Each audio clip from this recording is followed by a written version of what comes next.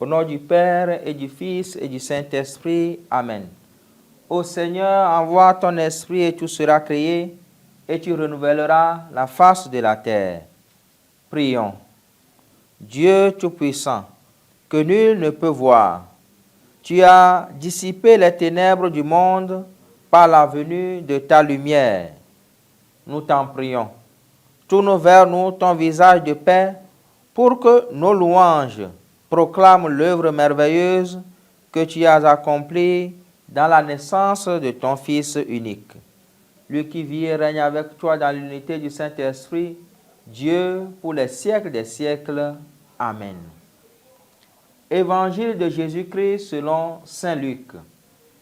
Quand fut accompli le temps prescrit par la loi de Moïse pour la purification, les parents de Jésus l'amenèrent à Jérusalem pour le présenter au Seigneur, selon ce qui est écrit dans la loi.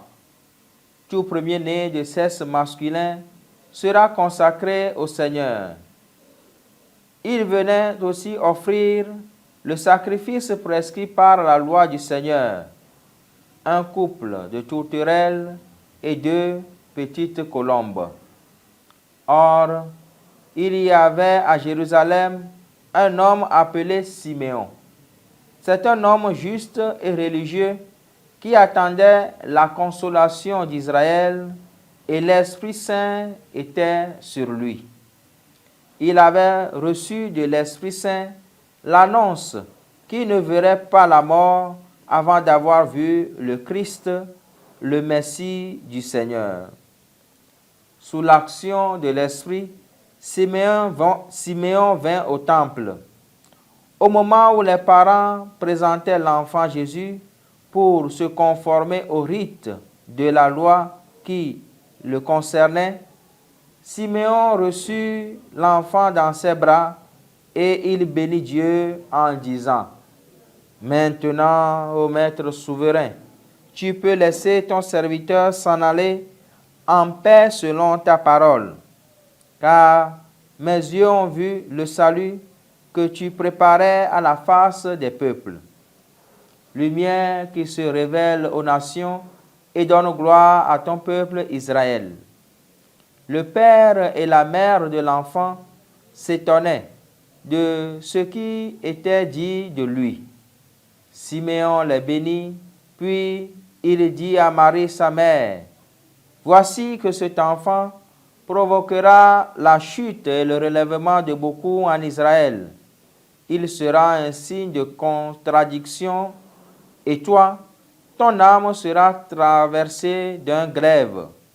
Ainsi seront dévoilées les pensées qui viennent du cœur d'un grand nombre. » Acclamons la parole de Dieu. Louange à toi, Seigneur Jésus. Chers frères et sœurs, l'évangile que nous venons d'écouter nous invite à un rite ancien, mais aussi d'actualité: la purification et la présentation du nouveau-né au Seigneur. En effet, le texte dit: « Quand fut accompli le temps prescrit par la loi de Moïse pour la purification, les parents de Jésus l'amenèrent à Jérusalem pour le présenter au Seigneur. » Il s'agit donc, d'une part, d'un rite de délivrance qui dénote que Marie, mère de Jésus, est mise à part et reste toujours pure, sans conscience des péchés.